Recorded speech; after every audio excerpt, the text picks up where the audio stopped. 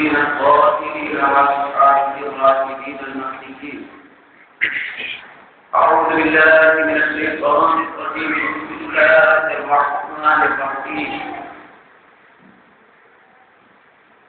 لعمرك إنهم لفي سكرتهم يعمهون. صدق الله مولانا العظيم. حاضرین کرام، اور آج سے اس خصوصی جلسہ میلاد میں شریک رہنے اور ہونے والے میرے دوستوں، یقیناً وہ مبارک اور برکت والی دنیا مجھے قریب ہو رہی ہے کہ جن لمحات اور صدیوں کی برکتوں نے ساری دنیا کو متبادل بنایا. چند باتیں آپ کے سامنے معروضے کے طور پر پیش کرنے کے لیے 14ویں پارے کی ایک بہت ہی مختصر آیت تلاوت کرنے کا شرف حاصل ہوا ہے. پوری آیت کے سلسلے میں طول طویل گفتگو کرنا مقصود نہیں ہے، بلکہ آیت کے اندر جو بندہ لفظ اور کلمہ ہے اس کی مناسبت سے کچھ باتیں آپ کے سامنے بیان کرنے کی سعادت حاصل کی جائے گی. شاید ہو سکتا ہے کہ ان احادیث مقدسہ اور قرآن مجید کے کلمات کی برکتوں سے ہم مالامال ہو کر ہمارے معلومات میں اضافہ کریں، اور ہو سکتا ہے کہ ایسی باتیں ہمارے درمیان میں آئیں کہ جن کو ہم شاید پہلی مرتبہ سننے کی سعادت حاصل کر رہے ہیں، کیونکہ ہمارے آقا حسن مرتبہ سرکار دو جہاں صاحب الاولاد صلی اللہ علیہ وسلم کی تشریف آوری اور میلاد یہ ایسی بے مثال اور لازوال عظمت کا نام ہے کہ جتنا زیادہ زمانہ ترقی کی راہوں پر گامزن ہوگا اتنا ہی زیادہ اس کی برکتیں زمانے کے اندر پھیلتی نظر آئیں. اللہ تبارک و تعالیٰ کا ارشاد ہے لعمرک، اے میرے محبوب صلی اللہ علیہ وسلم آپ کی زندگی کی قسم، انہم لفی سکرتہم یعمہون، بے شک یہ بدبخت لوگ اپنے نشے میں سرگردان ہیں اور حیران اور پریشان پھرتے ہیں.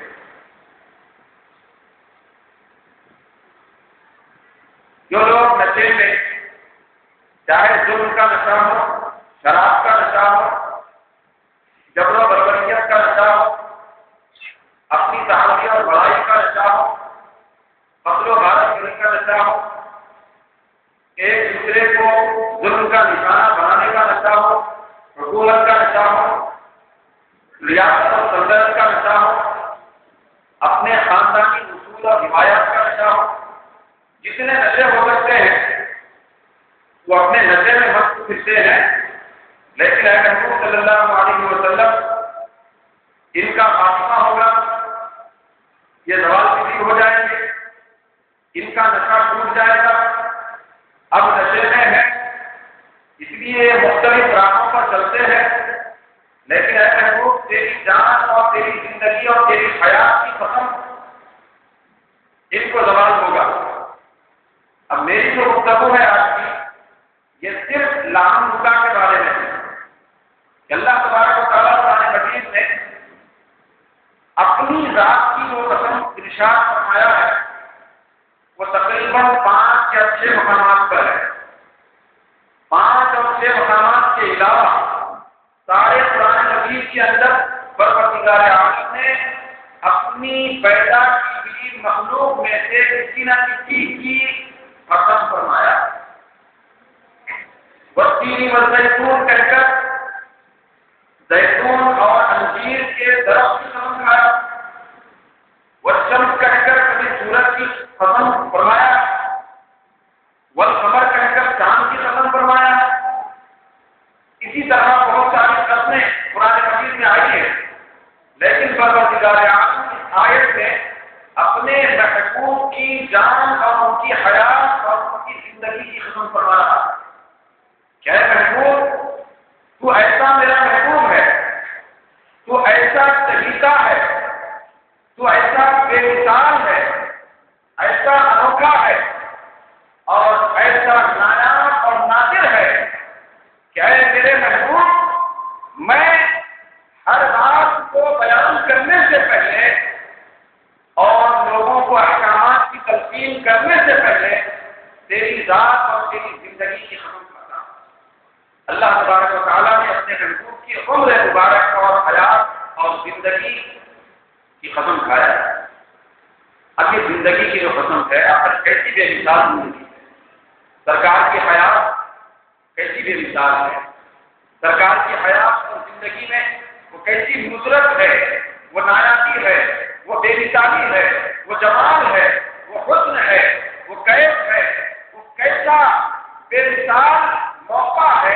اللہ رب العزت نے اپنے محبوب کی زندگی کی قسم فرما رہا ہے. اے محبوب آپ کی زندگی کی قسم، زندگی کی قسم. اب ہم انشاءاللہ تبارک و تعالیٰ سرکار کی زندگی پاک اور آپ کی حیات مبارکہ کے سلسلے میں چند گوشے سننے اور سنانے کی سعادت حاصل کرتے ہیں کہ ہمارے اور آپ کے آقا صلی اللہ علیہ وسلم کا وجود مبارک ساری کائنات سے پہلے ہوا. کوئی چیز اللہ نے پیدا نہیں فرمائی تھی. آسمان و زمین بھی نہیں بنے تھے، قلم اور کرسی بھی نہیں بنے تھے، چاند اور سورج بھی نہیں جگمگائے تھے، اور لوگوں اور مخلوقات کا کوئی تصور تک نہیں تھا. ایسے وقت میں صرف خالق تھا، صرف معبود تھا، صرف مالک تھا. اور ایسے ماحول میں رب کائنات نے سب سے پہلے اپنے محبوب کے نور کو وجود بخشا، اپنے محبوب کا نور پیدا فرمایا. تو پیدائش اور خلقت ہمارے نبی کے نور کی اور حقیقت کی اور اصلیت کی یہ ساری کائنات کے بننے سے پہلے بھی. لیکن یہاں جو قسم اللہ رب العزت فرما رہا ہے یہ زندگی مبارکہ ظاہری طور پر جو دنیا میں شروع ہوئی اور آج کی جو زندگی پاک ظاہری طور پر لوگوں نے دنیا میں بھی اپنی آنکھوں سے دیکھ کر اپنی آنکھوں کو ٹھنڈا کیا. پروردگار عالم اس عمر مبارک اور اس حیات مبارکہ کی قسم فرما رہا ہے. آخر کیسی قسم ہے، کیسی حیات ہے، کیسی زندگی ہے اور کیسی آپ کی حیات ہے. اللہ رب العزت قسم کھا رہا ہے.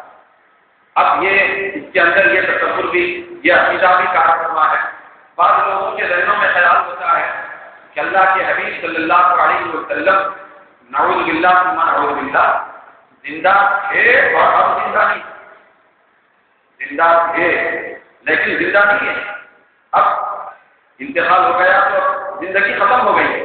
اللہ تبارک و تعالیٰ ایسے دماغوں کو متنبع کرنے کے لیے فرماتا ہے کہ اے دنیا والوں، اے میرے محبوب کی زندگی پر حرف گیری کرنے والوں، یاد رکھو میرے محبوب کی زندگی 63 سال میں ختم ہونے والی زندگی کا نام نہیں ہے. میرے محبوب کو میں نے دوامی اور ابدی طور پر زندگی عطا فرمائی ہے. ایسی بے مثال اور لازوال زندگی میں نے دی ہے کہ میں سب ہو کر میرے محبوب کی زندگی کی قسم کھاتا ہوں کہ وہ میری قسم، میں قسم کھاتا ہوں میرے محبوب کی زندگی کی. جب سرکار دو عالم صلی اللہ علیہ وسلم زندگی پاک کے بہت روچے ہیں، ہزاروں نہیں لاکھوں روچے. زندگی پاک پر گفتگو یہ ایام یا مہینوں میں ختم نہیں ہو سکتی. سرکار دو عالم صلی اللہ علیہ وسلم کی زندگی پاک جو ظاہری ہے 63 سال پر ہم کو ظاہری طور پر مخلص نظر آتی ہے. اس زندگی پر بھی اگر کوئی آدمی انتہائی دیانتداری کے ساتھ، ایمانداری کے ساتھ گفتگو کرنے کے لیے بیٹھے تو اس آدمی کی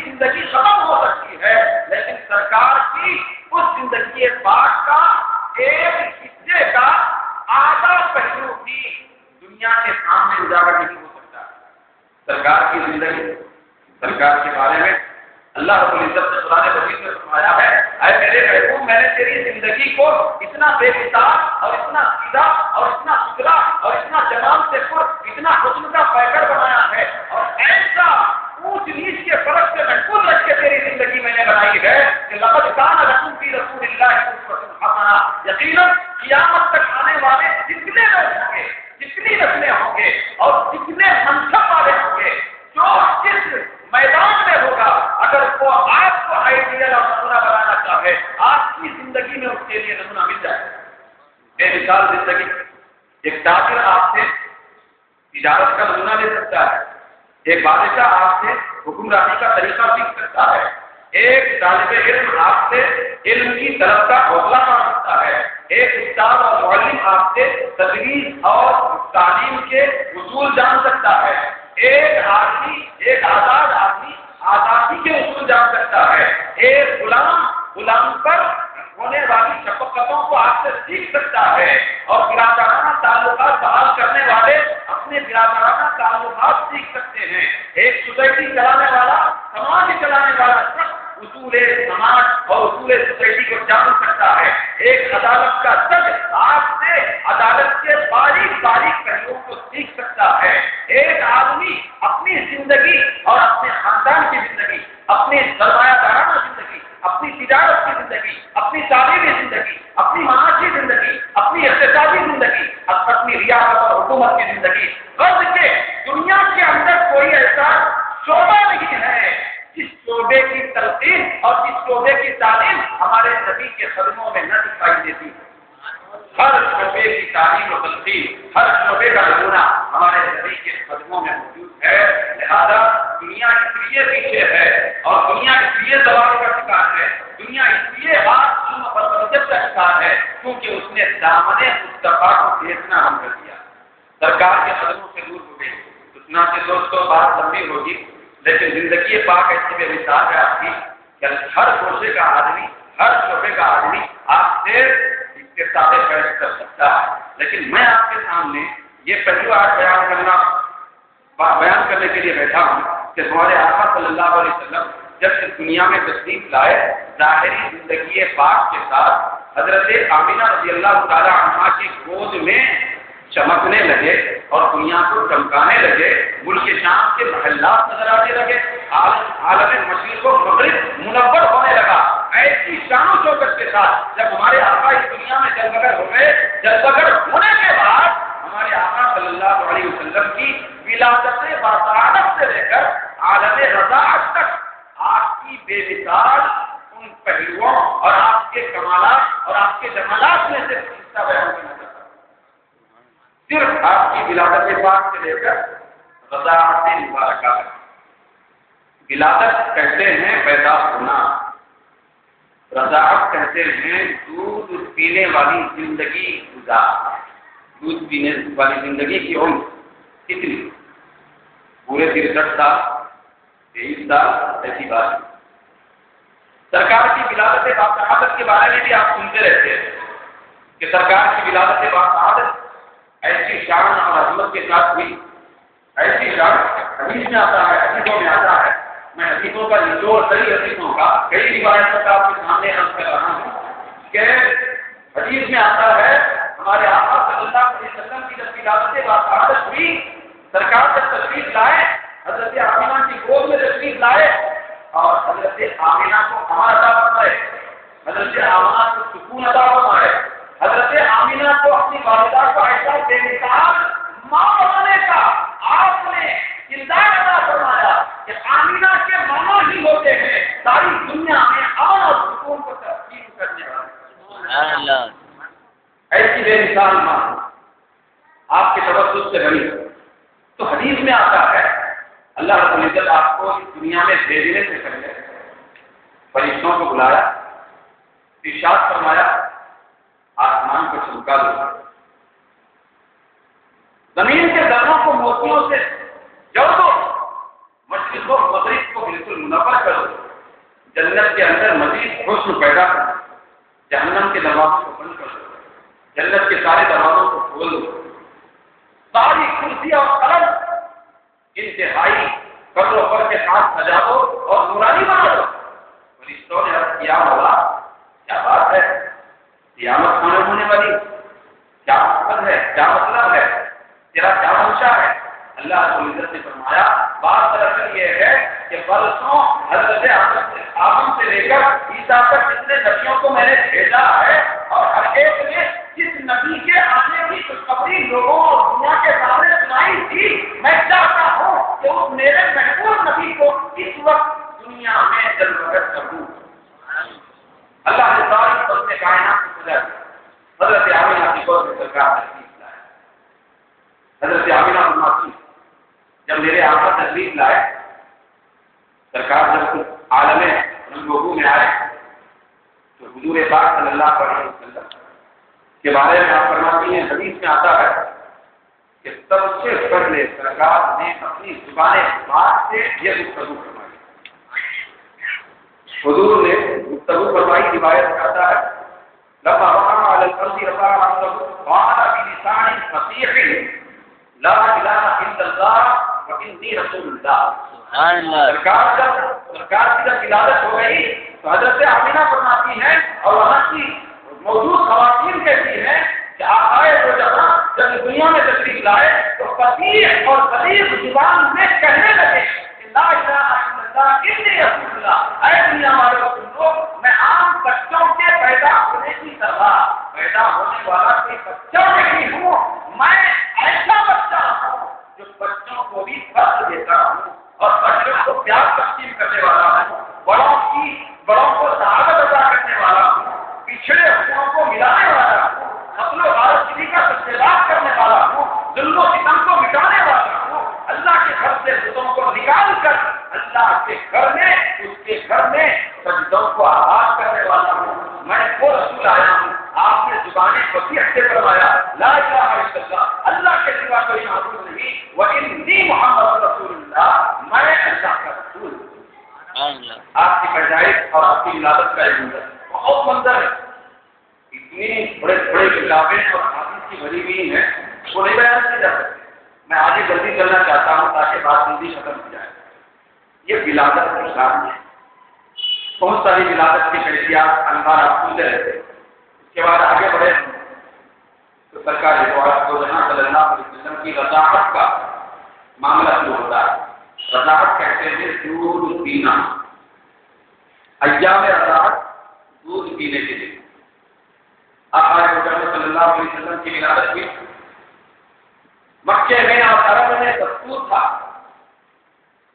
کہ بچوں کی ولادت ہونے کے بعد دائی لوگ رہا کرتی تھی، عورتیں دودھ پلانے والی، وہ دیہات سے رہا کرتی تھی، گاؤں سے آتی کیونکہ مکہ ایک شہر تھا، مختلف مقامات سے آتی، پیدا ہونے والے بچوں میں سے کسی کا انتخاب کر کے دودھ پلانے کے لیے لے جاتی اور اس کے بدلے میں ان کو وہ جو بچوں کے سرپرست ہوتے وہ ان کو نذرانہ اور پیسے وغیرہ دیا کرتے۔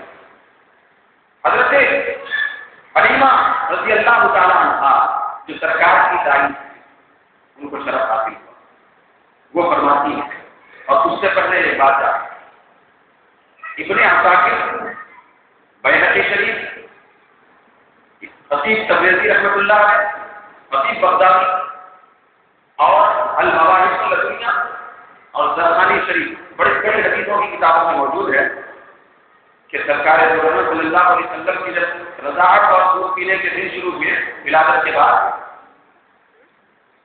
تو قیل وقد ذکر، صاحب زرخانی بھی فرماتے ہیں وقد ذکر قیل لما ولد رسول اللہ صلی اللہ علیہ وسلم، جب سرکار کی ولادت سے بات ہوئی قیل کہا گیا، غیر سے کہا گیا میں یکفر هذه القرة اليتيمة، اس در یتیم اور اس بے مثال موتی کی پرورش اور ان کی کفالت کون کریں گے؟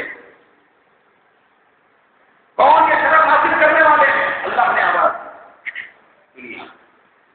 حالت پرندوں نے کہا سب سے پہلے، پرندوں نے کہا نحن نكفره ونغتنم حکمته العظیمہ، حدیث ہے یا رب کائنات اس محبوب مکرم اس در یتیم، اس بے مثال یتیم. اور حدیث میں یہ بھی آیا آج اس درۃ الیتیمۃ التی لا یوجد مثلها فیما.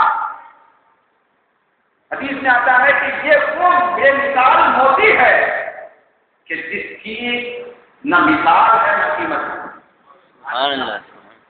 یہ اللہ نے فرمایا، اللہ کی طرف سے آواز ہے، اس کی نہ قیمت ہے نہ مثال ہے.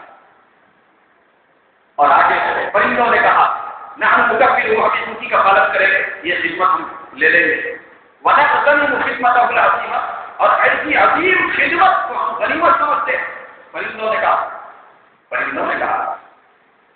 اس کے بعد وقالت الوحوش، دیگر جنگل کے جانوروں نے بھی کہا. وحوش نے کہا نحن اولا بذالک ننال شرفہ وتعظیمہ.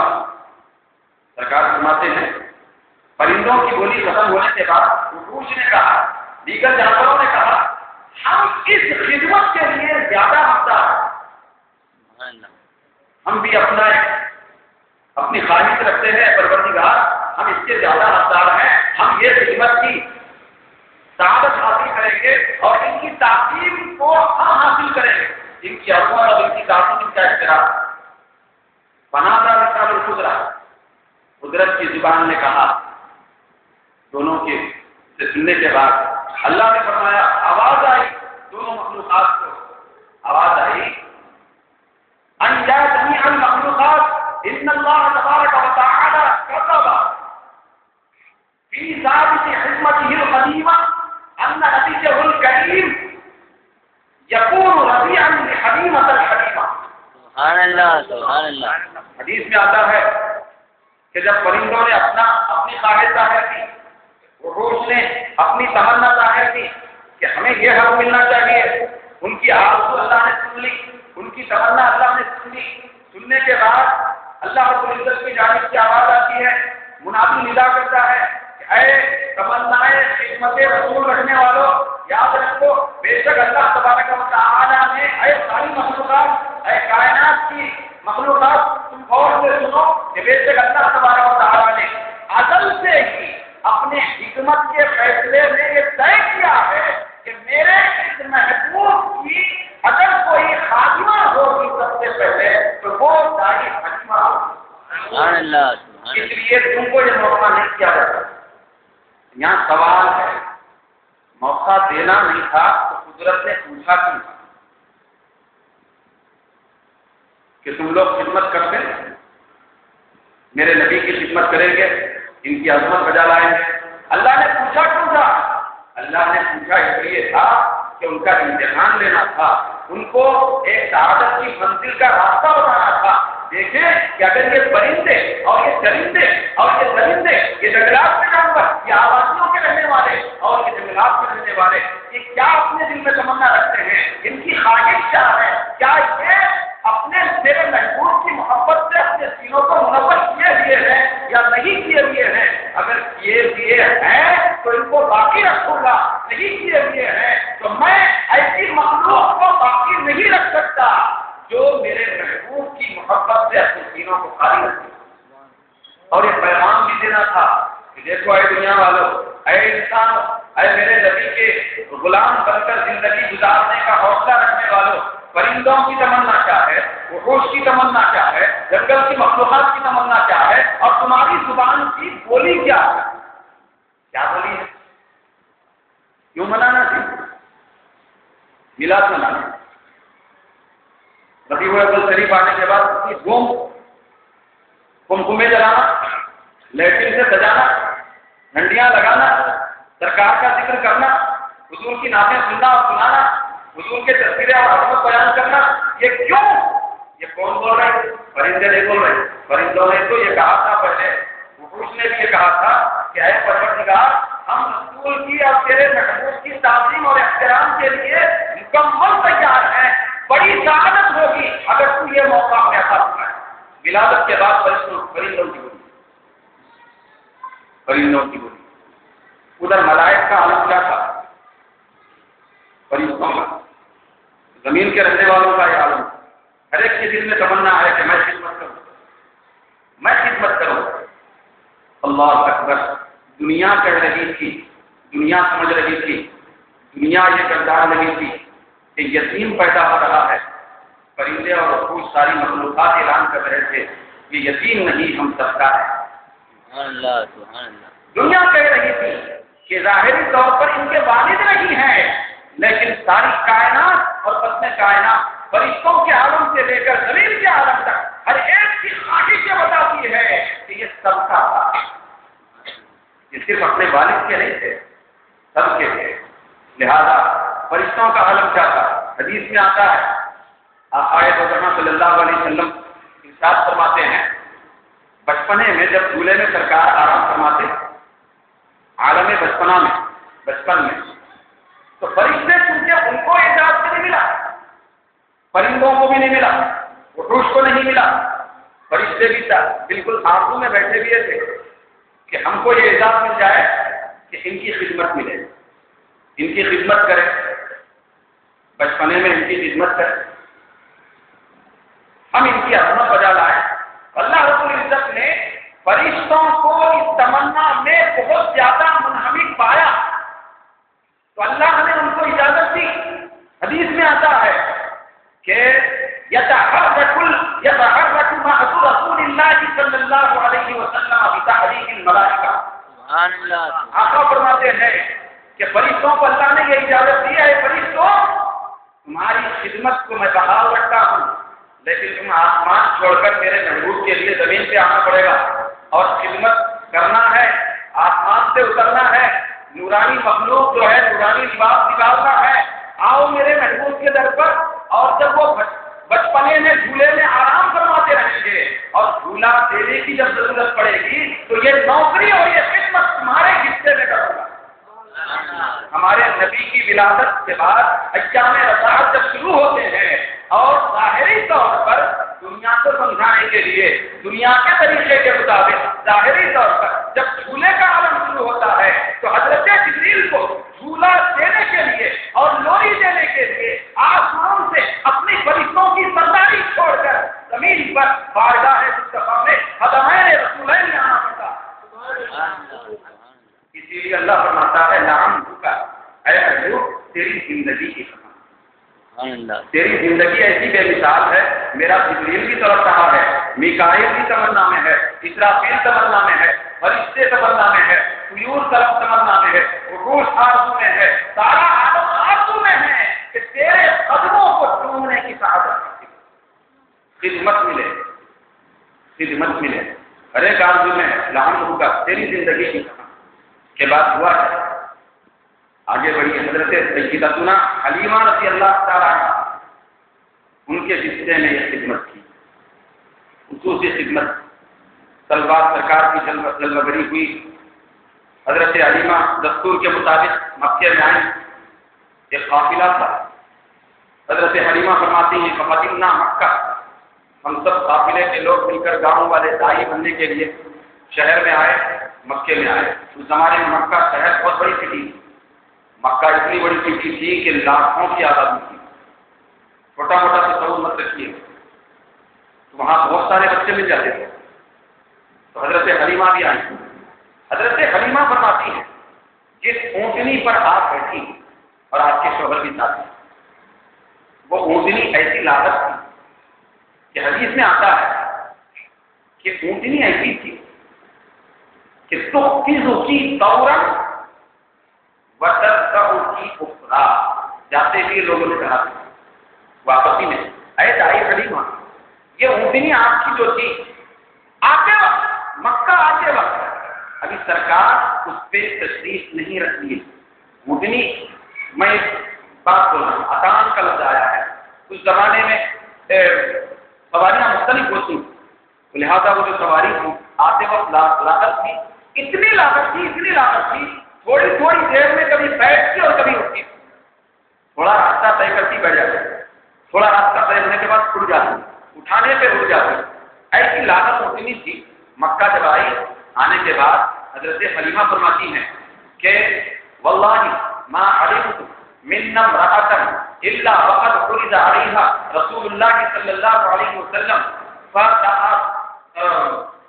فتأرناه، تو فتعبا آپ فرماتی ہیں کہ میرے آقا جب میں مکے میں آئی تو مکے میں آنے کے بعد ساتھ میں میری سہیلیاں بھی تھیں، ساتھ میں میرے سوافق یعنی سہیلیاں تھیں، اور میں جانتی ہوں خدا کی قسم ہم میں سے ہر سہیلی کے بعد سرکار دو جہاں کو لایا گیا، لیکن کسی بھی دایا نے سرکار کی طرف توجہ نہیں فرمائی، ہر ایک نے انکار کیا، ہر دائی نے انکار کیا کہ ہم نہیں لیتے کیونکہ یہ تو یتیم ہے، ہم نہیں لیتے۔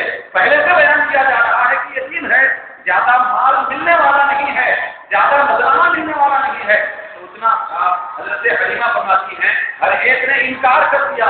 دوستو ہر دائی نے انکار کیوں کیا؟ ایک روایت میں یہ بھی آتا ہے کوئی دائی میرے آقا کو دیکھنے کی طرف توجہ بھی نہیں کی، توجہ بھی نہیں گئی، اس لیے نہیں گئی کہ رب فرماتا ہے اصل میں نے فیصلہ کیا تھا کہ میرے محبوب کی خدمت رضاعت کے لیے حلیمہ کے سوا کوئی اور نہیں۔ اگر دیکھ لیتے تو چھوڑتے کا، اگر دیکھ لیتے تو سب چھوڑتے کر، ہر دائی کہتی کہ مجھے چاہیے، ہر ایک نے انکار کیا۔ اب حضرت حلیمہ فرماتی ہے، حضرت حلیمہ کیوں انکار کیا؟ اذ قیل انہ یتیم من الارض، کیونکہ کہا گیا تھا، شور تھا کہ یہ والد کی طرف سے یتیم ہے۔ اس کے بعد آپ فرماتی ہیں واللہ ما بقی من صلاۃ امرأۃ، میری سہیلیوں میں اور ساتھیوں میں سے ایک عورت بھی باقی نہیں رہی، الا اخذت رضیعا غیری، ہر ایک نے اپنا دودھ پلانے کے لیے بچہ منتخب کر لیا۔ فلما لم اجد غیرہ، جب میں اس محمد عربی کے علاوہ کسی کو بھی نہیں پایا کہ کوئی بچہ کہیں ملے، تو میں نے کیا کیا؟ قلت لزوجی، میں اپنے شوہر سے کہا، کیا کہی؟ انی واللہ لاکرہ ان ارجع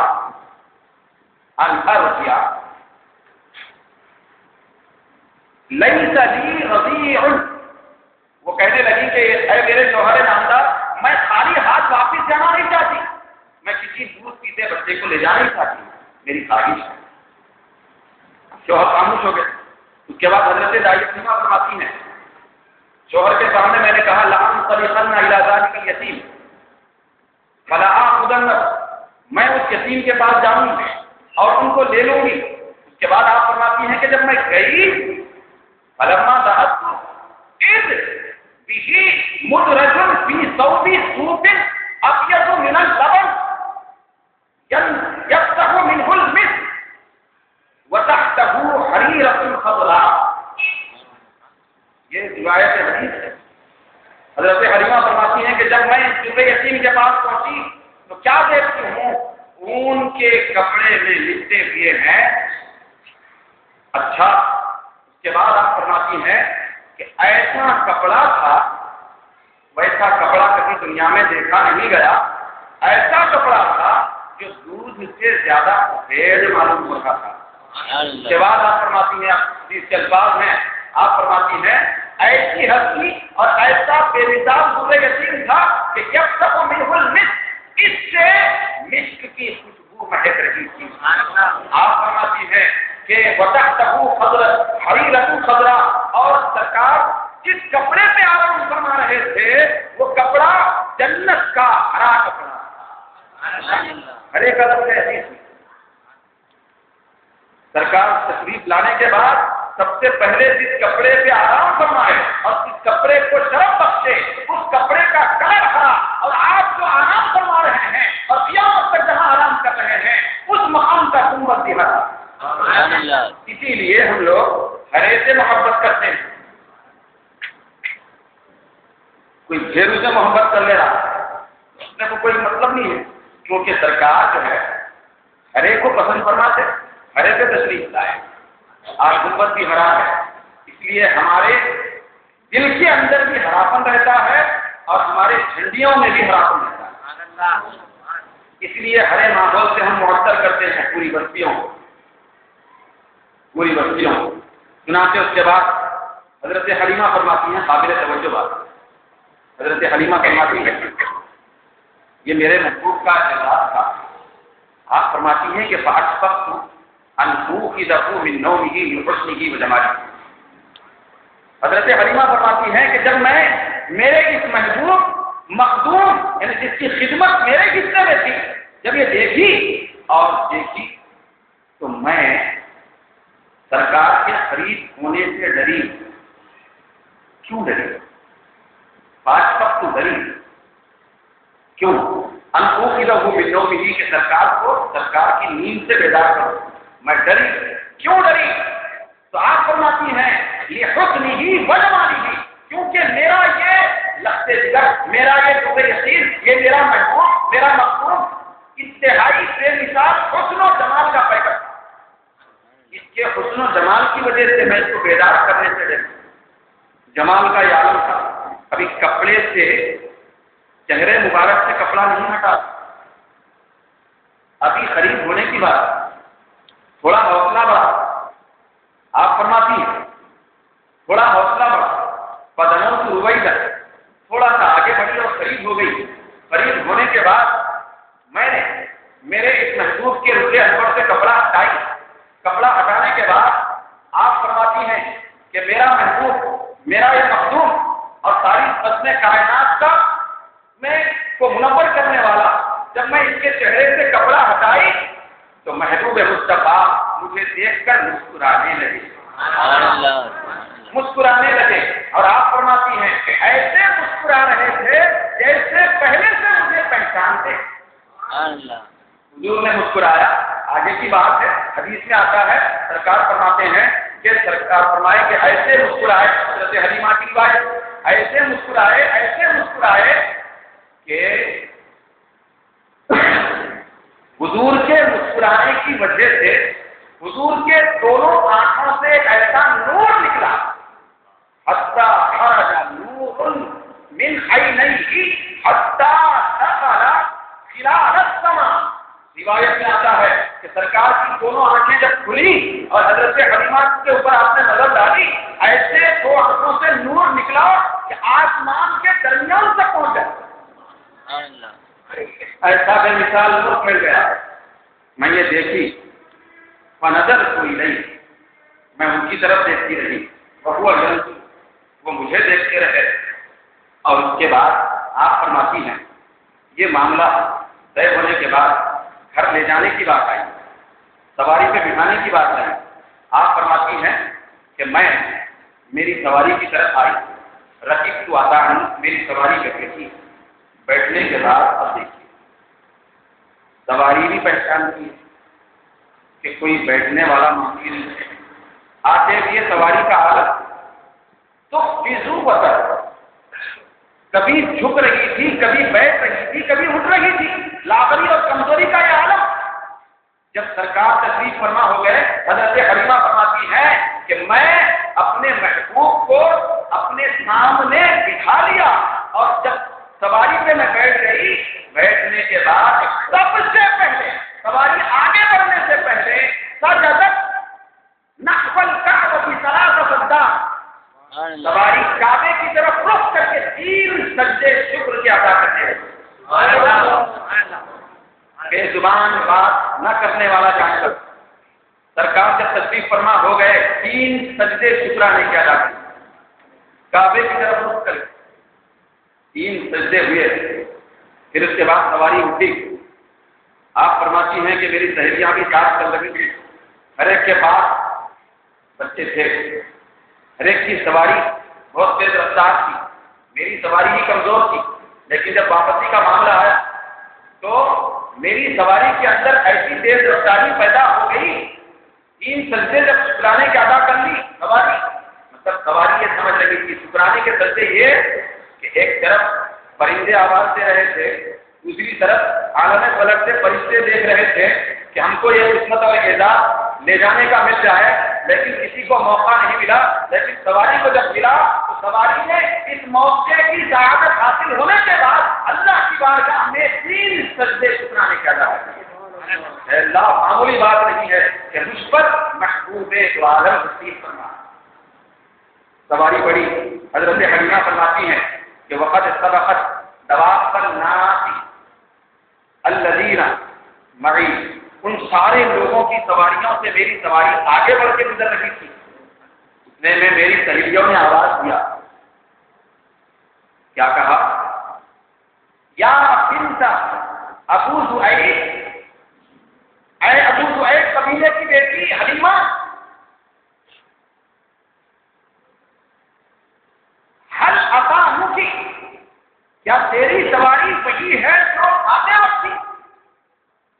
تو حضرت حلیمہ نے ارشاد فرمایا انہا ہی، ہاں یہ سواری وہی ہے جو آتے وقت لڑک رہی تھی، لاغری کمزوری محسوس کر رہی تھی، کبھی بیٹھ رہی تھی، کبھی اٹھ رہی تھی، کمزور تھی، ناتوانی تھی اس کے اندر، یہی وہی سواری ہے.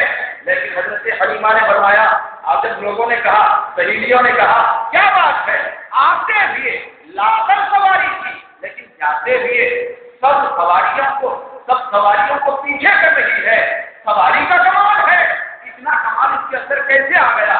حضرت حلیمہ نے عشق والا جواب دے دیا کہ اے میرے ساتھیوں، اے میرے سہیلیوں، یہ سواری کا کمال نہیں، سوار کا کمال. جو سوار ہے یہ با کمال ہے. یہ جب اس پہ تسلیم فرما ہو گیا ہے، اسی سوار کی وجہ سے سواری کا انداز بدل گیا ہے.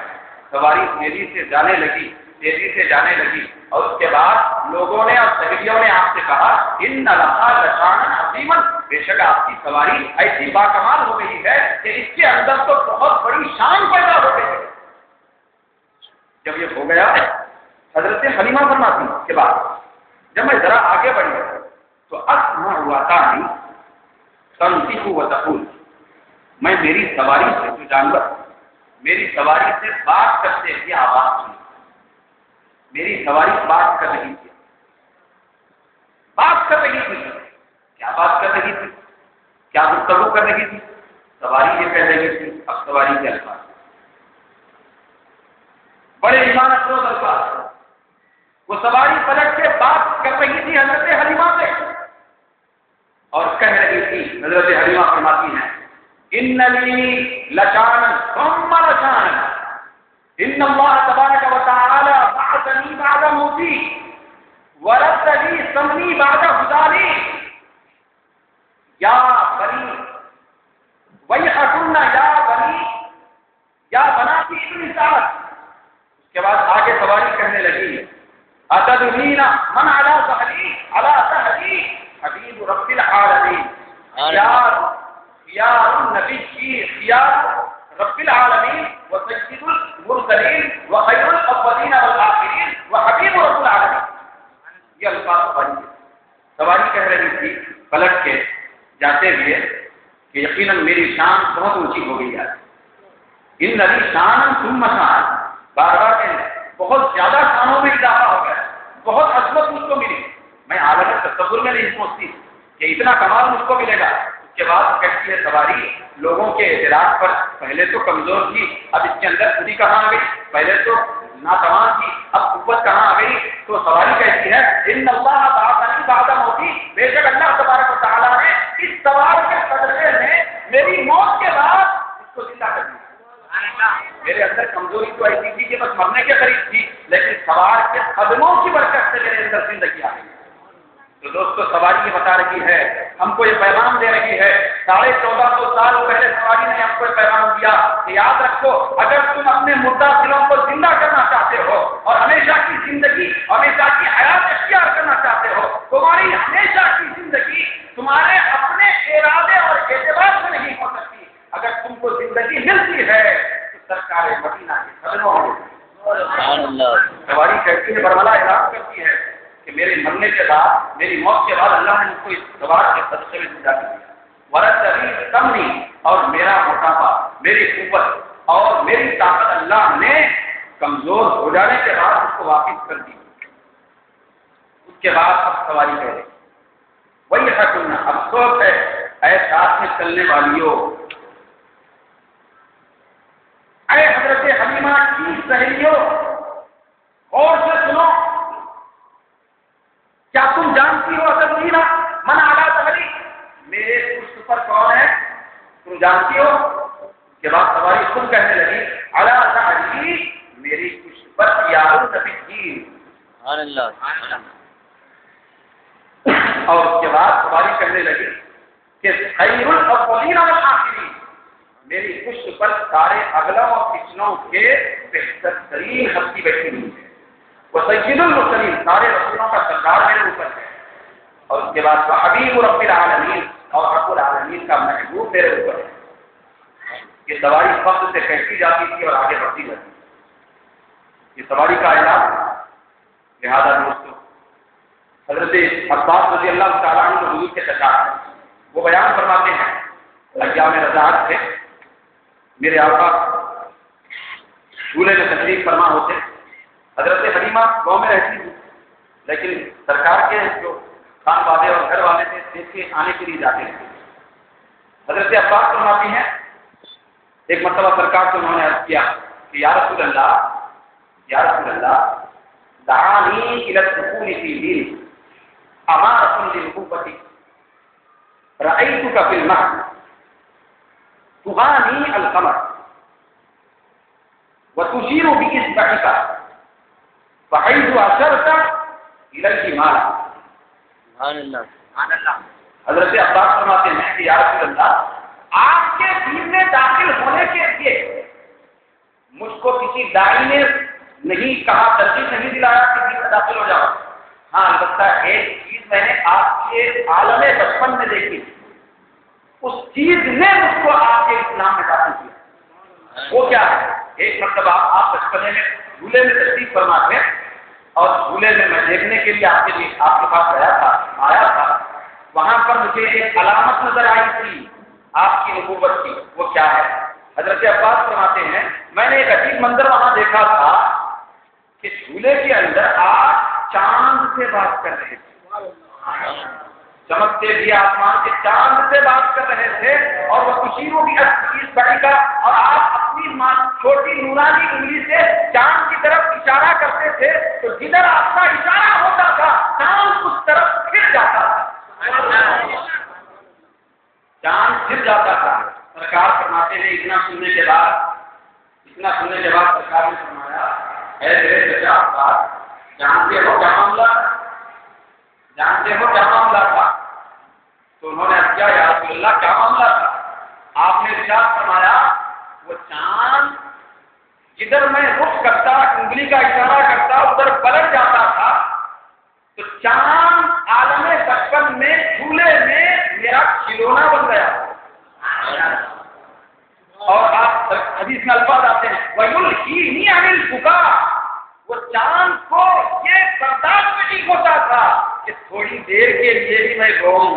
اس لیے میرا رونا بھلانے کے لیے چاند اپنی چمکتی ہوئی آفتاب کے ساتھ میرے جھولے کے اطراف گردش کرتا تھا. جھولے کے اطراف گردش کرتا تھا، چاند میرے ساتھ کھلا کرتا تھا. تو دوستو بڑی توجہ کی بات ہے، آج دنیا جس چاند پر اپنی کمندیں ڈالتی ہے، آج دنیا جس چاند تک پہنچ کر اپنی ترقی پر ناز کرتی ہے، جس چاند پر آپ کا فیصلہ تو پہنچتے ہوئے اپنے لیے فخر محسوس کرتا ہے، ہمارا وہ چاند جو آفتاب کے ساتھ چمک رہا ہے اور جس پر پہنچ کر آج سائنس ترقی کا دعویٰ کر رہی ہے، وہ چاند ہمارے آقا کا عالم بچپن میں جھولے کا کھلونا. لہذا آج اقوام عالم چاند تک پہنچنے والوں کے لیے لازم یہ ہے کہ چاند تک بعد میں پہنچو، کھلونے تک بعد میں پہنچو، پہلے مصطفیٰ کے در تک پہنچو. چاند تو سرکار کا کھلونا. لہذا یہ ایام رضاعت سرکار کے گزر رہے ہیں. یہ دودھ پیتے عالم کی باتیں، یہ ساری باتیں سرکار بیان کرنا ہے کہ مہر لگا ہے. لہذا کچھ حد تک اپنے اندر خیر و برکت پیدا کرنے کے لیے، رات کی سماعتوں میں آپ کے دل میں بھی خیر و برکت پیدا کرنے کے لیے سرکار کی ولادت اور ان کے ایام رضاعت کی کچھ باتیں آپ کے سامنے ذکر کی گئی. بے شمار واقعات بڑے بڑے ہوئے، بڑی بڑی حدیثوں کی کتابوں میں موجود. لہذا ایسا بے مثال نبی ہم کو ملا، ایسا بے مثال آقا ہم کو ملا کہ جس کی انگلیوں کی حرکت میں چاند گردش کرتا ہے، اور ایسا بے مثال مختار نبی ہم کو ملا کہ جس کے آمن کے اشارے سے جنت اور جہنم کے فیصلے تبدیل ہو جاتے ہیں. ایسے بے مثال رسول کی آمد کا مہینہ ہے. وہ آمد کا دن قریب ہو رہا ہے. 12 ربیع الاول کی تاریخ اور اس کی گھڑیاں جب قریب ہو رہی ہیں تو دوستو ایمانی اور عرفانی اور عشقی اور محبت کا تقاضا یہ ہے کہ ہمارے دلوں کی دھڑکن کے اندر بھی اضافہ ہونا چاہیے.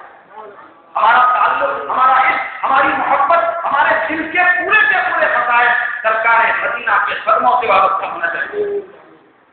لہذا بھرپور انداز میں خوشیاں منائیں. سرکار کی ولادت پر بے حساب خوشی اور مسرت کا اظہار کریں، کیونکہ یہ وہ آقا کی تشریف آوری ہے کہ جن کی تشریف آوری پر انسان تو انسان، چرندوں اور پرندوں نے بھی خوشی کا اظہار کیا.